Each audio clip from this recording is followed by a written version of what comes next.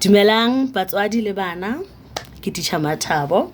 Thutong ya rona ya pele re tlo etsa medumo. Right, so re na le di letters of the alphabet e leng ditlhako. Ditlhako tsena tsa rona di na le mabitso ebile di na le medumo. Ho bohlokwa hore bana ba tsebe phapang ya mabitso a ditlhako le medumo ya ditlhako. Mabitso a ditlhako ke A, B, C, D, E, F, G, H, I, J, K, L, M, N, O, P, Q, R, S, T, U, V, W, X, Y, Z. Ke mabitso a ditlhako ao, mme mabitso a tsona ha a fetohe. Ebe re na le medumo, which is phonics, medumo ya ditlhako. So medumo ya ditlhako yona e fetoha ho ya ka puo eo re ithutang yona. Jwale ka ha rona re tlo ithuta puo ya Sesotho, re tlo sebedisa medumo ya Sesotho.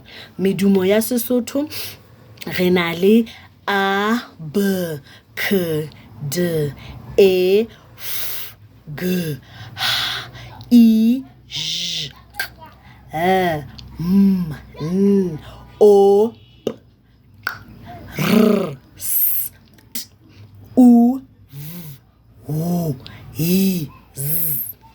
Right, so medumo eo ke medumo e re sebedisang ha re bua Sesotho. Hona le medumo ya Sesotho e tshwanang le medumo ya English, hona le medumo ya Sesotho e sa tshwaneng ho hang le medumo ya English. Mohlala ha re letter Q. Letter Q ka Sesotho ke modumo eo e etsang eo, e etsa modumo Q. Mara ka English e etsa modumo K. So ke medumo e sa tshwaneng ka lebaka la puo e re buang. Re be le medumo e tshwanang Sesotho le English, jwalo ka modumo S. Letter S. Letter S ha o etsa ka Sesotho modumo wa teng ke S. Ha o etsa ka English modumo wa teng ke S. O dula o tshwana modumo wa teng. Le L, le M, le N ke e meng ya medumo e tshwanang Sesothong le English.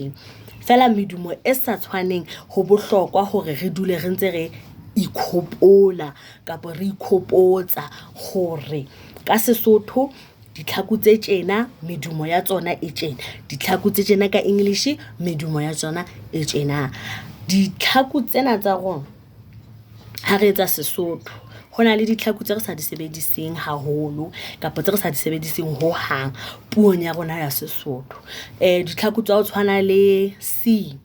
Letter C ha re sebedise puong ya Sesotho hobane re na le letter K e leng yona e re etsa modumo K. So letter C ha re sebedise. E tlo ba letter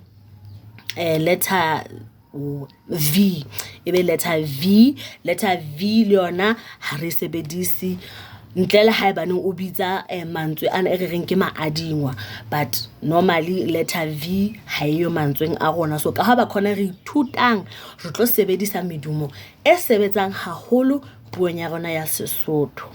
Jwale ho bohlokwa he ke le hopotse hape hore ditlhako tsa rona di na le mabitso ebile di na le medumo, ene medumo ke yona e fetohang ho ya ka puo e o ithutang yona. Ke a leboha, ke tshepa hore thuto ya kajeko e hlakile. Re tla kopanang hape. Bye.